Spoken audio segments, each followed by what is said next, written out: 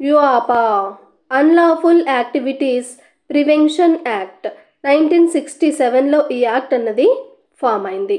దానికి సంబంధించి ఏవి కరెక్ట్ స్టేట్మెంట్స్ మనం ఇప్పుడు చూద్దాం. 2019లో అమెండ్మెంట్ అన్నది జరిగింది. 1967లో ఫామ్ అయింది. ఈ యాక్ట్కి 2019లో అమెండ్మెంట్ జరిగింది. దాని ప్రకారం ఏవి కరెక్ట్ మనము ఆన్సర్ చేయాలి. Let's see. The act empowers central government to designate an individual a terrorist. ఒక ఇండివిజువల్ని టెర్రరిస్ట్గా మనము చెప్పొచ్చు అని 2019 యాక్ట్ చెప్తుంది అని అంటున్నారు. Right. If he is found committing, preparing for, promoting or otherwise involved or act of a terror.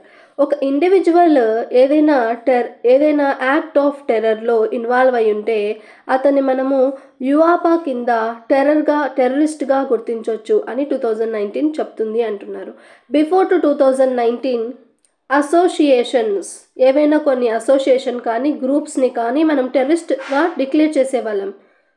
కానీ 2019 నుంచి amendment act చేసినప్పటి నుంచి ఒక ఇండివిజువల్ కూడా టెర్రరిస్ట్గా మనము డిక్లేర్ చేయొచ్చు అని చెప్పడం జరిగింది. So first statement is correct.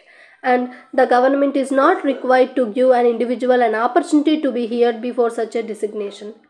ఇండివిజువల్కి opportunity ఇవ్వకుండానే వాళ్ళకి టెర్రరిస్ట్గా డిక్లేర్ చేసేయచ్చా? తనని ఇండివిజువల్కి ఆపర్చునిటీ ఇవ్వాలి కదా తను ప్రూవ్ చేసుకోవడానికి.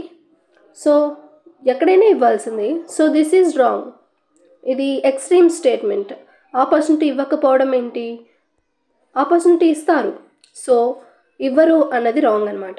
And investigation officer has to take prior permission of Director General of Police of a state, right, for conducting raids and seizing properties that are suspected to be linked to terrorist activities. ఇప్పుడు ఇతను టెర్రరిస్ట్గా declare అయ్యాడు.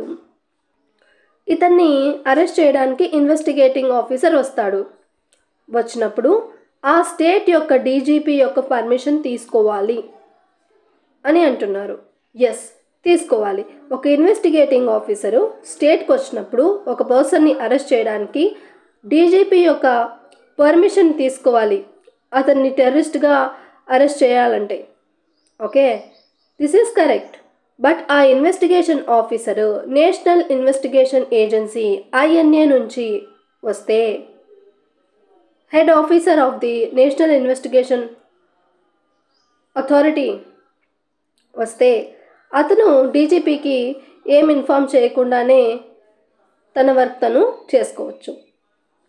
So investigation officer NIA నుంచి వచ్చే అవసరం లేదు. నార్మల్గా investigation officer అయితే prior permission డీజీపీది తీసుకోవాలి.